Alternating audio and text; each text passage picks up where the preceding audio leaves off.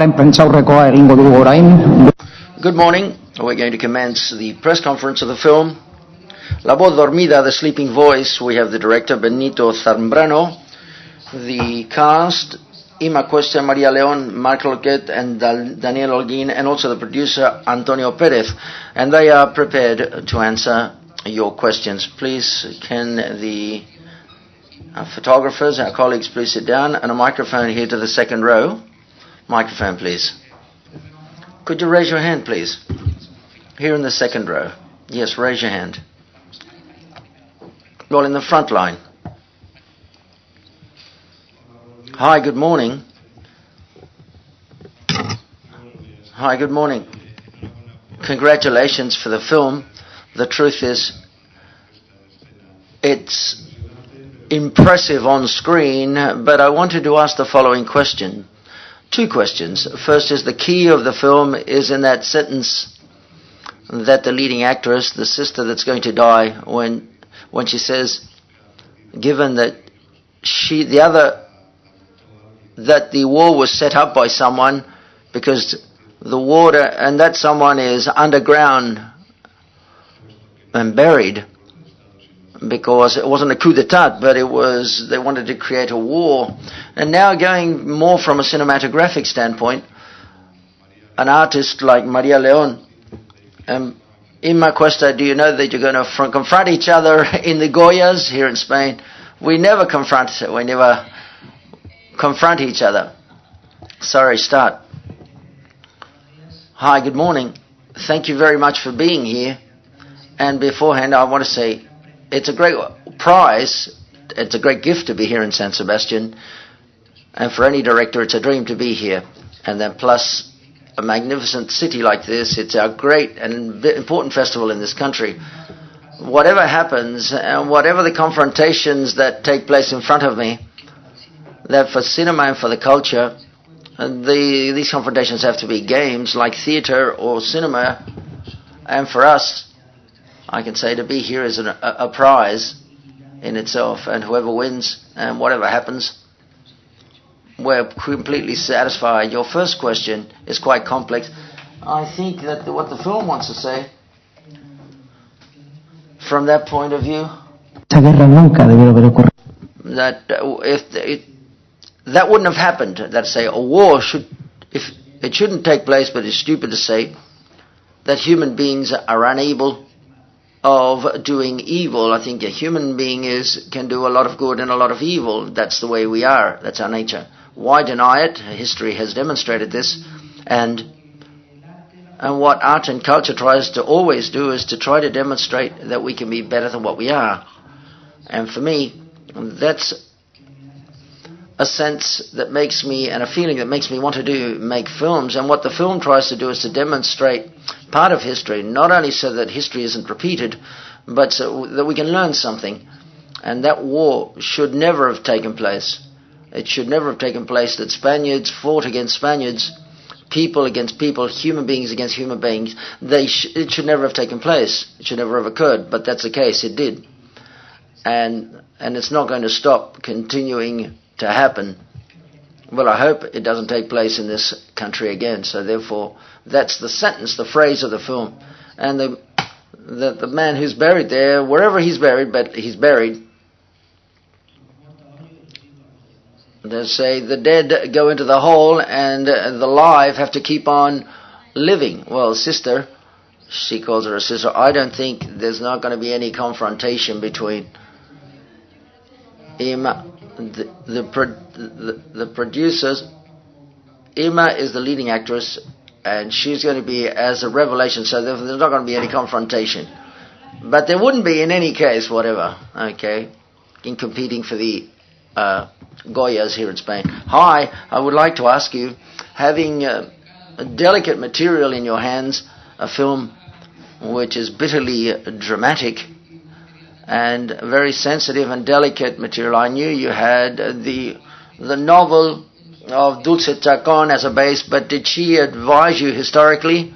I would like to know how you worked with the film, based vis-a-vis documentation and how you're advised. And Maria and Irma, I would like to ask you whether you felt like sisters straight away, and whether you saw a lot of family photos of your great-grandparents in this case, who lived in the post-war or during the war area. From the outset, Irma and I, we were sisters, and I think that's quite a good fortune. And also Benito knew how to do this and attain this situation. Well, all I can say is beautiful things towards Maria, because for me it's been a gift to find her. I've got a sister, and now I've got two sisters. And I don't say it in a figurative sense, I say it absolutely from the bottom of my heart. And in fact, we call each other sisters, and I've got her on the mobile and a sister, and I make a mistake when I call my real sister, because I've got her down as a sister on my mobile list. We didn't have to work upon this, because Maria, from the outset, from the first minute when we looked at each other, we knew we felt like sisters. Irma acted as a true elder sister. Her experience as an actress has more experience than Maria, and Maria has felt really backed up by Irma at all times, and so therefore they've loved each other very much, and that's a gift for a director. This is one of the most difficult things, as you may well understand, to make the characters feel like they're of flesh and blood. And so the people that watch it believe that the relationship in these types of films is of basic, elementary importance, a key element. People have to believe it. It's complex. Cinema is a great lie to turn something into a great truth. So when the actors work along those lines, and they're not egotistic, they're not stupid, or they're not on themselves, for example, they work as companions. They always give and provide energy. They're always prepared to provide things so that your colleague can reply. And when that happens, the director's got half of his job done. To turn up to the set and to that intense love and affection and respect between them, you can imagine a film with so many characters. Well, half of the work had already done. As of there, we could really do our work and construct the film. And as what you said before, obviously, La Voz Dormida, it stems from a great story, which is La Voz Dormida, The Sleeping Voice. It's a novel, and Dulce Chacon gave me a lot of support, and at that level, where we could construct the film. But a story that we're telling here, I needed to relatively take a journey just like Dulce did, with the good fortune that she'd already opened the path and she directed me quite well. But I needed that. I needed to know truly what had happened. I needed to understand what had taken place.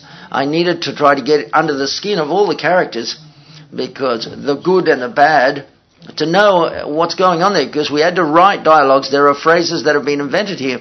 And a lot of research was done, because then I had to work with them. I had to try to transmit this to them, what that was, what the war was, and to help them. And a lot of the research work helped us so they could understand it. The whole cast.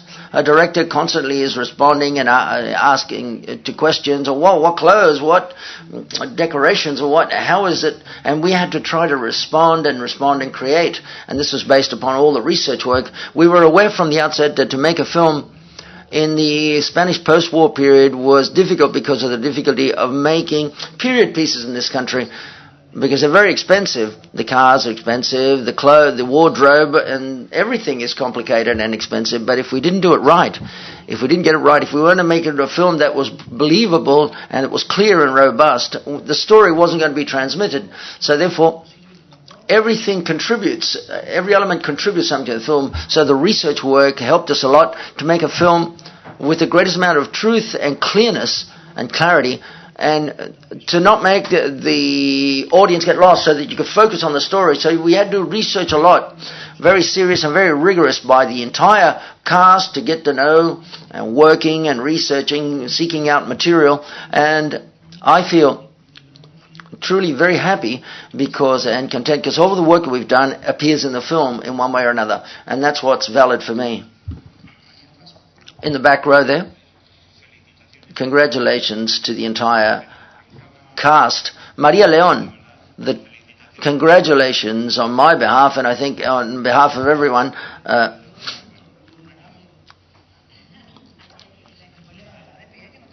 I can't see you. I couldn't see you. The question is, whether it was very difficult to play that role of a woman from Cordoba with a very marked accent, and the role was quite good. I loved it.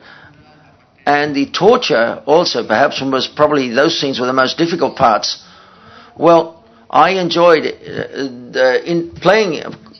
portraying this character lovely. It's like, Pepita is like a box of chocolates. It's like a prize, and it's great to be able to, it's a marvelous pleasure to play this role, as I was saying. There was a tough moment during the shoot. There were a lot of tough moments. The torture scenes were probably the sequences that were less difficult for me. I would think there were other sequences much more difficult. When I lose Hortensia, my sister, the moment that I was told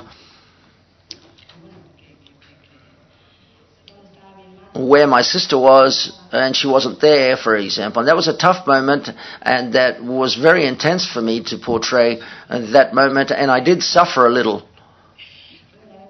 But I enjoyed very much working, especially playing the role of Pepita, which is a great gift. It's the perfect role, really.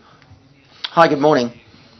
Congratulations to Benito and to the entire cast. I would like to ask you, at the beginning of the film, more or less, something is said, which is, if I don't recall, jails and burial sites are full of people that haven't got a party and have no ideologies. Do you think in life you've got to take a position on one side or the other? And another question, perhaps this is the film in which, in the Spanish cinema, that people cry the most, because there's a lot of crying going on throughout the whole film. Well, crying in art is good. Reading a book or reading a book or seeing a film and you cry, that's good. That reconciliates you. You know that within you there's still a person who can feel grief or pain. And you learn. There's no more horrible thing than to read a book or see a film and not have felt anything. I don't like that as a person in the audience. If I don't like it as a person in the audience, I don't like it as a director. I told the story so that the people could go through this journey in this story, and I wanted to affect you. If it didn't do that, why make the film? The other question that you asked me, well, these are very complex questions, because we could talk a lot about this. The problem is, if you don't take a position, people are not going to take a position for you. Life goes on. Life doesn't stop. And politics exist. And political conflicts and social conflicts exist. They all exist.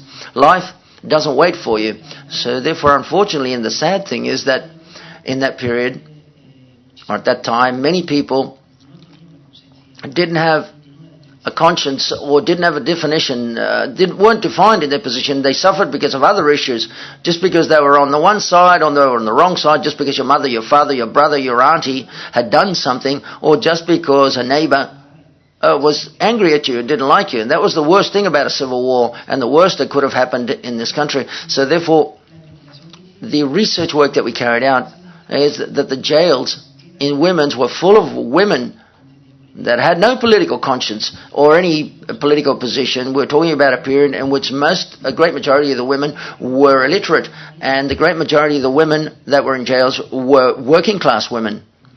Okay? And it was within the jails something beautiful, something incredible happened, and I say this through the research work, and I was told about this by the women who spent their time in jail, is a lot of these women became politically aware and conscious, took a political conscience in jail because they suffered. They helped each other, and they helped each other to read and write. It's the only place where they talked about politics, obviously. In politics understood from a political debate was in jails. Nobody talked about politics outside. Well, you would say, well, you don't talk about politics. Obviously, politics was talked about. The country was highly politicized by one single ideology, which is the one that won the war. And it's quite curious that within the jails, they did talk about politics, and the communists, anarchists, socialists, they talked about them. They discussed, and there were debates. They studied, and they learned to read and write, some of them, in jail. So therefore, it was quite a curious phenomenon nothing was done outside, and the women were relegated to the lowest position in society within jails. The women maintained the struggle and confrontation, and that was quite incredible what was happening in the jails. It was a curious phenomenon, and I do believe that we have to commit ourselves, and even more so if you're under, the obligation. Well, if you want to tell stories, you've got to commit yourself. Hola, buenos días. Hi, good morning. I would like to ask you, up at the back, Benito, this film is like Dangerous Liaisons, that say, after the Three Roses, many people would ask you why you made this film. What do you, because you've had why have you felt the need to make this story? Because a few years back has already been made in cinema. And I would like Luis Maria and you, which is a marvelous role that you portray, because it's tender, it's comical, and I suppose it was very difficult to maintain that balance. Thank you. Well, I think it's not really comical. No, I don't think it is. That character, I was fortunate. Pepita's a character who's a very pure. She's a girl who's got enormous generosity and who has a longing to live, enormous, and that's what makes Pepita make the audience smile, is her innocence, really. I put the ingredients, which were that of generosity and innocence, and was that the will to live. And Benito, he put in the fire and the negative parts, shall we say. So therefore, that's how I let myself go by the master, and I think Benito has a great talent, and that is when working with the actors, he knows how well to manage us, and with a lot of good taste and a lot of kindness, I must say this as well.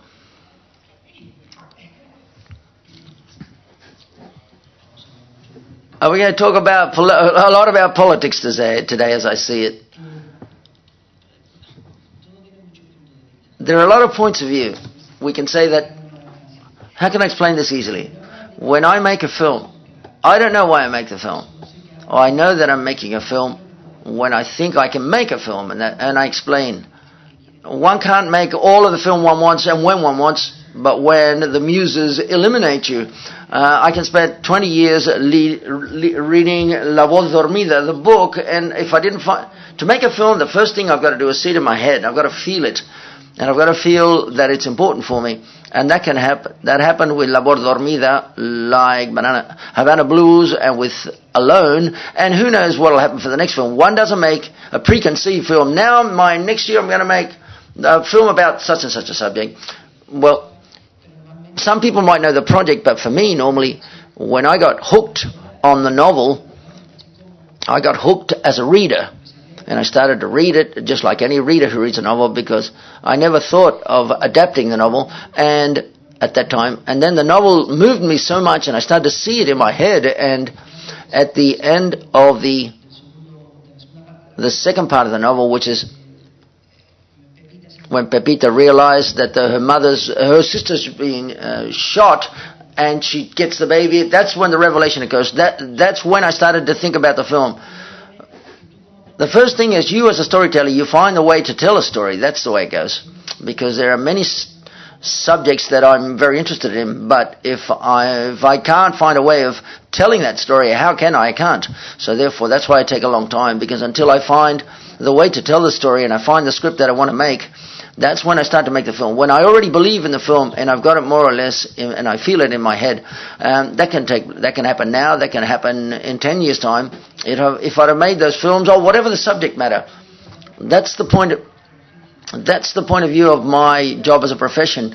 And when I address that I want to make this and what film I want to make, well, then obviously everything I'm concerned in, everything that's being made, the cinema that's made, what other films have dealt with this subject matter or this type. And obviously, the Three Roses, Las Tres Rosas, was made based upon another incredible story of the Spanish post-war period. And you think, well, how could these things happen? And it was a film, to a certain extent, that I didn't want to. The Voz Dormida, the sleeping voice, which is a project because I read the book at that time, before doing Havana Blues. We're talking about 2004. And it was a marvelous story that I wanted to tell. I did. Many things came beforehand, and until now, we weren't able to make The Sleeping Voice, this film. I think there are many stories and films that can be told. The Republic, the Civil War, the post-war have been one of the most important events in the history of this country in the last 100 years. Very important and transcendental, and we still live and we coexist with everything that took place back then, because at the end of the day, we're made of history, we're made of stories. The future will come. The present is what we've got now, and this present moment is part of our history. So therefore, there will be many films that we'll have to tell stories about all of this, because we've got a source of information. And if this country has something, and the Iberian Peninsula, its history, not only the Catholic kings, but way back before then. I'm a bit of a gypsy, I'm a bit of a Moor, I'm a bit of a Jew, and okay. So I'm a mixture of everything, and this is the business I dedicate myself, and what I want to do is tell good stories. Okay? To move people. I'm not going to remember part of the question, but that's a bit of advertising for me that I want. Just a little advertising spot there. Okay, a couple of questions for Benito Zambrano. The first is, bearing in mind that there's a lot of films in Spanish cinema that deal with this period of time, did you want to leave some of the cliches that you used in previous films, or didn't that bother you? The most difficult thing in the film is to give the role to a new actress, and it worked well. When did you see that someone that could never made a film could sustain this whole film, and when did you see that she was Pepita, and why did you choose her at that time? Well, the first is the producer to leave so much money in my hands. That's when the producer's risking the money. They're the ones that place the money in my hands to make a film. It's not exact information. There are very few people that's one of the great lies that circulate among part of the press and a small part in this country of the press. If the films upon the Civil War, the last 5 years, with one hand, it's a small percentage, so it's a great lie that people talk about the Civil War. It's saying that Spanish cinema is bad or is poor. The international data shows that we've got a ratio in Europe to measure prizes in international film festivals. We're number one. The European Academy of Cinema is to blame for this, but it gives us this information that is today there's a small, extreme minority that lies in this country, and they contain it. You're repeating so many lies, like Robert says, and people end up believing it, like Robert said. No, minimum. I'm sorry, it's not obvious. It's a great lie. Check it yourself. I'm sorry we can't hear this, gentlemen. There's a small percentage, minority. Obviously there is. Yes, there is, but I'm not saying because of you, but I'm saying that people are saying it's sick and tired of making films about the Civil War. At the Republic, the Spanish audience, the great majority, the normal run-of-the-mill people, not the small percentage of extremists, to those people, they see the Republic, to see the series in Spanish TV. It's called La República, the Republic, and they're interested in that period. And there's a minority, and we can tell who they are. They don't want people to talk about this. It's not because it's not historical truth, but it's because you can tell it's an extremist minority that says this. If you'll allow me, let's talk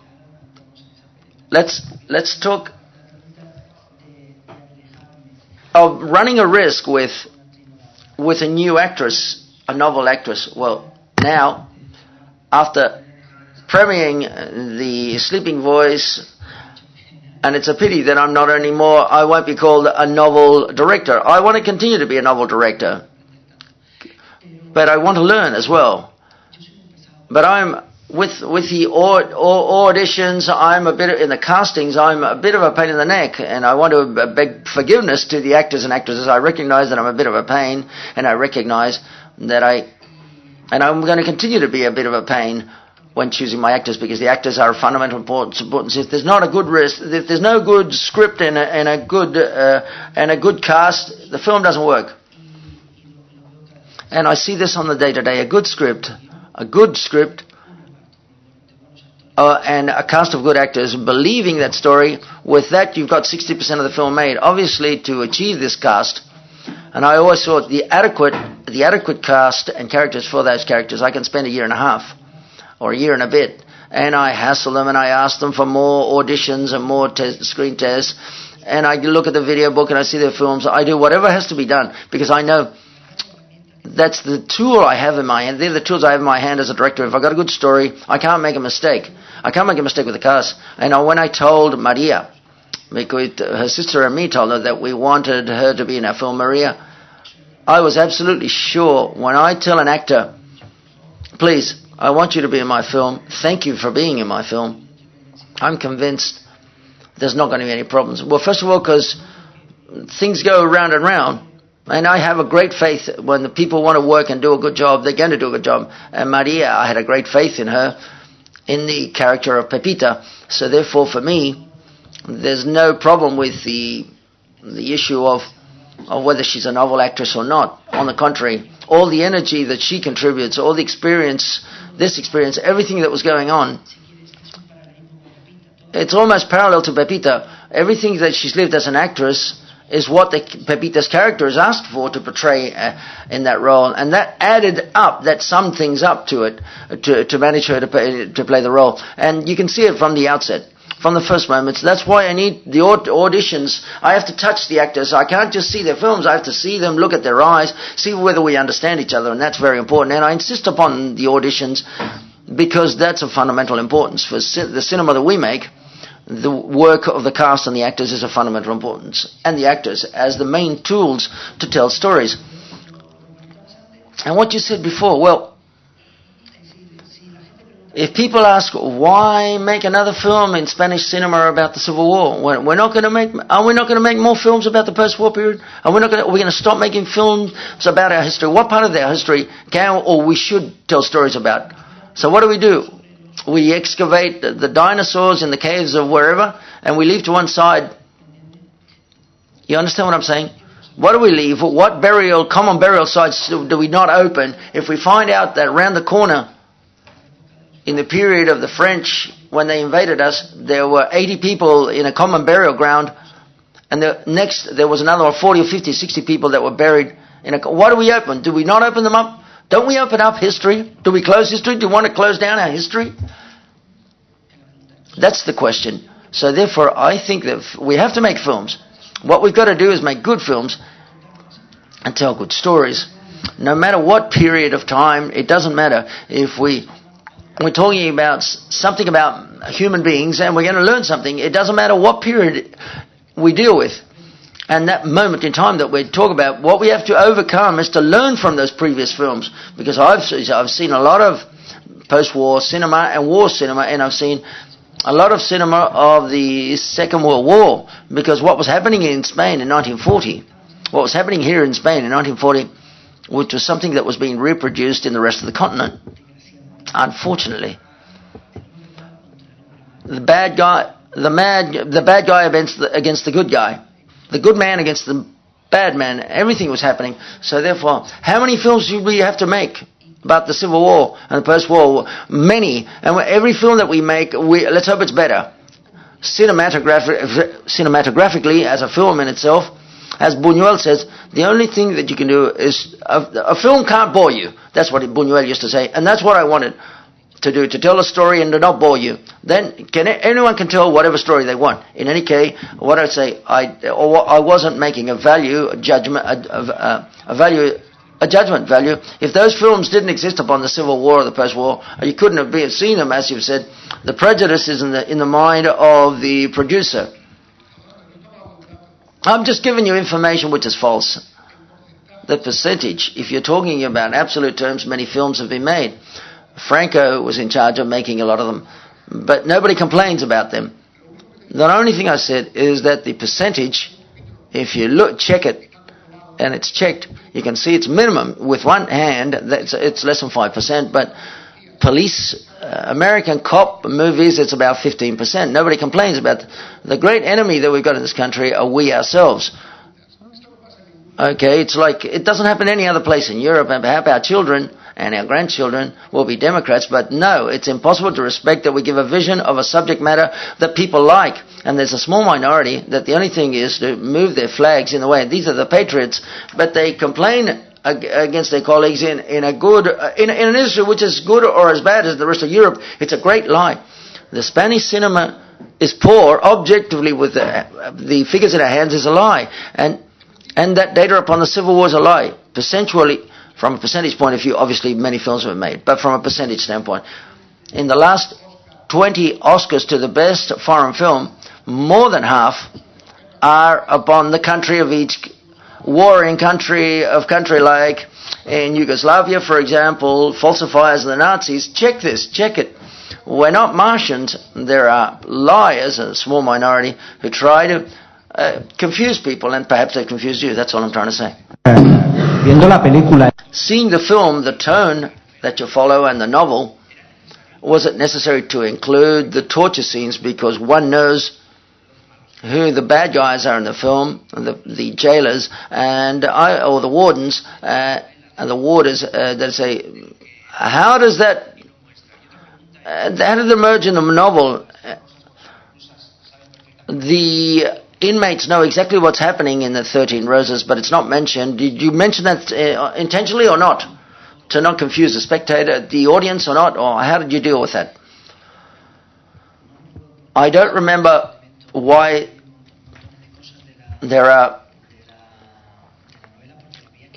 we had to choose a lot of things within the novel. You have to choose a novel like The Sleeping Voice, 125 pages of many stories, and it talks about a very important historical moment. So therefore we had to choose what we had to talk about. So therefore when you start to create your characters, you go to what happens to the dramatic need that each character has to go through. I didn't want to refer to the 13 Roses.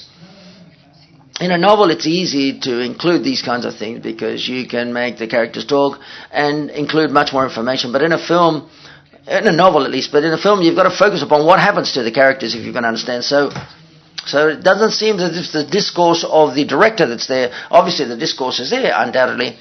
And nothing is naive and nothing occurs because it occurs in the film. But what happens is I didn't have the need of telling and talking about that fact of the 13 Roses from the outset, and I thought about this.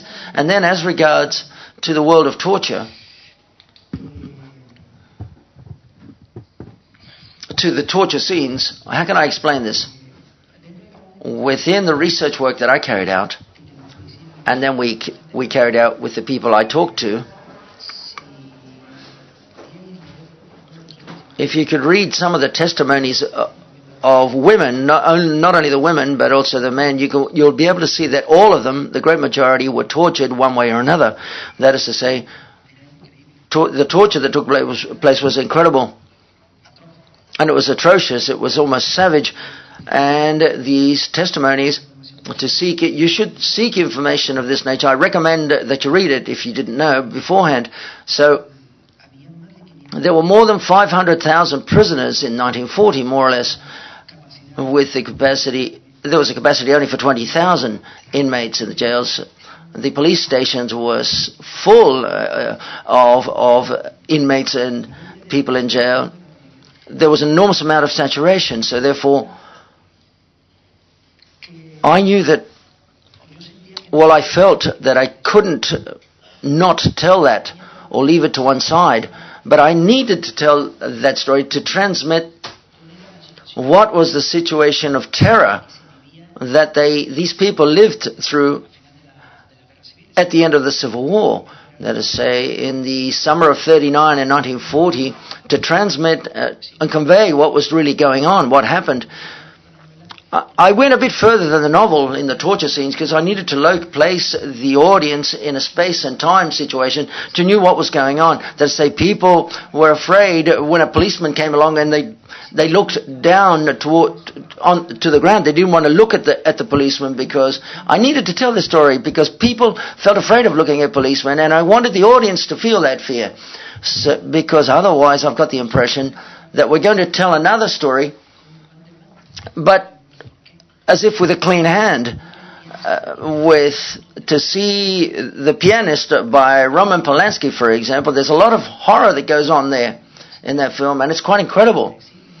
Or The Schindler's List, for example. There's an enormous amount of horror, and those stories, as an audience, makes you feel intuitive of what that could have been like. That is to say, how that was all about, or what happened back then. And that's the work that's the main thing we've got to do as a director. We've got to get the spectator and the audience to feel themselves in that situation, so that we can feel what grief and pain is for a human being, how this little girl does what she does, and she's afraid, and why she says, I'm not going to cry in front of a firing squad. So you can feel the struggle that was going on. I'm not too sure whether I'm being too clear. I'm sorry, we can't hear the question now. Yeah, that's your movie. I'm sure we didn't get the question. No, it's all well and good. I'm sorry we can't hear it without a microphone. When you buy the DVD, take those scenes out. When you get edit those scenes out if you buy the DVD. When you're working upon a film, and especially the script, and you're doing the editing work, because the script of a novel like this nature, I'd have a 4-hour film, the truth be said. So you start to value what's necessary and what's not necessary. Perhaps the film, you say, well, it might be excessive. I can understand it being excessive for you. But when you're working and you take out things in the film, and now you go, oh, I'm lacking this. So therefore, it's like if you've got a big wall and you've got a lot of paintings, you go, oh, dear, there's too many paintings on the wall. And you take a painting away and there's a stain there and you go, well, it looks worse now. I prefer the painting than the stain on the wall. So when you're working on a film, for example, I need this, and you go, what? You might say it's excessive, but I want to make a film that was excessive in the sense that I want the film and the audience to enter almost and feel that horror. Like as if you went into hell, because that was a moment as if you're in hell. It went excessive. Well, I don't know. But I would be rhetorical there if I did it in another way. Allow me to add the following. Obviously, everyone's got their own personal vision, and perhaps you think it's excessive. When we got together with several women who were 80-odd years of age, who lived in those jails and who suffered those humiliations, psychologically and physically speaking, and when they were tortured and put in jail, I can assure you, when you're in front of a woman that tells you this story, it's not enough. It's not sufficient to only see that. There are a lot of barbaric things that took place. When you see it, I can assure you that if you talk to these women, there's a lot missing. I can tell you from the bottom of my heart, but that's a personal opinion, obviously. Yes, of course, but if you'd have seen and talked to those women who went through that horror in flesh and blood, it's not sufficient. It's not sufficient what Hortensia transmits, what happens to him when he has to shut up, when they torture his friend. 200,000 films, no matter if they're made, is not sufficient to honor the memory of all of these people. It's not enough, I can tell you. But then again, that's a very personal opinion. We're talking about very transcendental things. I want to ask a more light question, whether you chose the actor because he could say the word chiqueta, he could pronounce in a convincing way the word chiqueta. Is that why you chose the actor? Well, I suppose it was for, apart from other things of not only pronouncing the word chiqueta, but from the outset, Benito, and we want to thank you very much from the first day when Benito talked to us. He wanted each of us to have a certain accent wherever we were from Spain. And we were used to, well, in my case, of doing a lot of serials on TV. And they always want to see you like a standard Castilian or Spanish speaker. In that case, you lose a lot of the good side of good things that the characters have. And he says Chiqueta, Paulino, because he's from Valencia. It's a typical way of calling a pretty girl. And that's why we thought it was quite valuable, and that's why we used it. Mark was there not only because of this, but many other things. He's the actor that I felt was the best actor to convey that other kind of character. I imagined him as being a young man whose fate would have been different. He would have been a teacher or something, or a doctor, if he hadn't have gone through the war. And a vocation as a poet, for example, someone who's very sensitive, and he became a guerrilla because he didn't have any other choice. But a tender person, and he also being present as well, being another character to tell the story that I want to tell. Thank you very much, ladies and gentlemen. That's the end of the conference. Thank you.